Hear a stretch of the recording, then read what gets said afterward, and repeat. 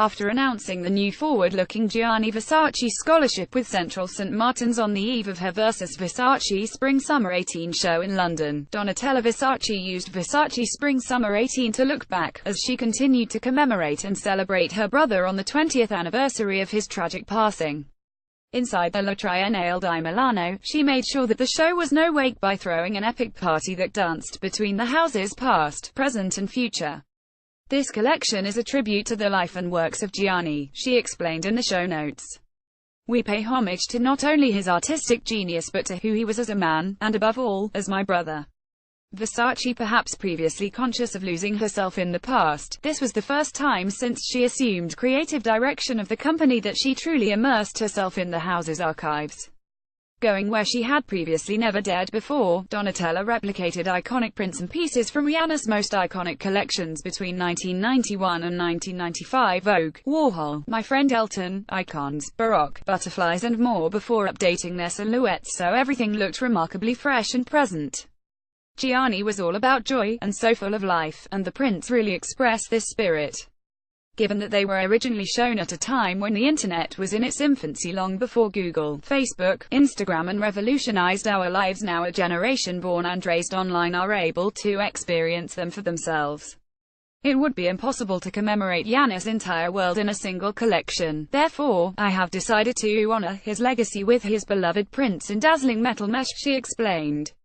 This collection is for you, Gianni. While providing a fitting celebration of Gianni's life and legacy, this collection wasn't just for her brother, it was for all of us. Versace is her words. This is a celebration of a genius. This is a celebration of an icon. This is a celebration of my brother. Gianni, we love you, were repeated throughout the show's emotive soundtrack. A new age of fashion lover and consumer were invited to experience flashes of genius from a gone but not forgotten fashion legend. This the greatest of greatest hits compilations. As we traveled through time, then and now collided to create a true I was there moment. However, for those unable to experience the event in person, watched in awe as everything revealed itself online. Versace justifiably broke the internet, but it was a privilege to watch it live. Versace, alongside the supers of today's modeling generation, from Bella to Binx and Kendall to Yasmin, and this season's breakout model of the moment Kaia Gerber, who later shared the catwalk with her mum. This show reunited the original supermodels and reimagined a moment of fashion history to create one of the standout shows of recent memory. When most of the front row thought the celebration was over, the curtain fell to reveal Cindy Crawford, Naomi Campbell, Claudia Schiffer, Helena Christensen and Carla Bruni all posing in signature Versace slinky, sheer gold dresses before they strutted down the runway to George Michael's Freedom 90 alongside Donatella herself. The 3 rows of seating became a massive competing limbs and screens as everyone tried to capture this once-in-a-lifetime moment for themselves.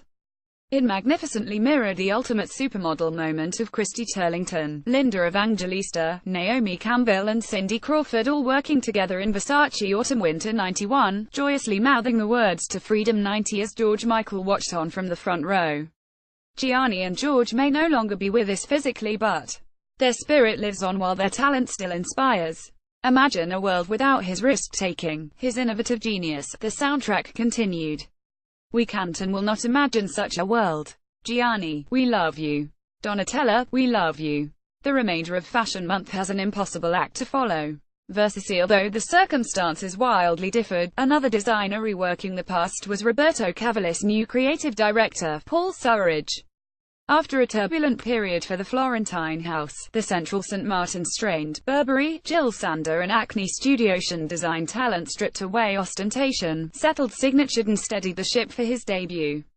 Given that he was only appointed in May, Surridge was only afforded a matter of weeks to make his mark on Roberto Cavalli, and it's commendable how much he achieved by placing his filter over its history. It was all about old codes for a new dawn. Taking the house's signatures of sensual, exotic, body-conscious and animalistic designs, he brought the evening wear into the daylight. The Roberto Cavalli woman has a life, shes a modern working woman, he explained. It's a collection for many women and many moments. It was the calm, considered, well-crafted collection that the house needed. As Surridge took his bow, Roberto Cavalli stood in approval and the pair embraced in a changing of the guard moment. Roberto Cavalli. After taking over London Fashion Week with Emporio Armani, the Piacenza-born legend had a little fun in his more familiar surroundings of Milan. The inspiration for Giorgio Armani's Spring-Summer 18 was Impressionism.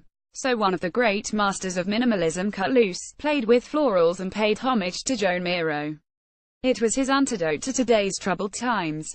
I do not see why I have to dwell on sadness, making women even sadder. I answer with colors in a time of sadness, he explained backstage. The free, expressive and instinctive gestures of one of art's great masters met the sophisticated, linear elegance of one of fashion's great masters. This duality saw a balance of painterly prints, crisp cuts and flowing asymmetries throughout. At 83-year-old and after more than 4 decades designing, Armani is still having fun. Giorgio Armani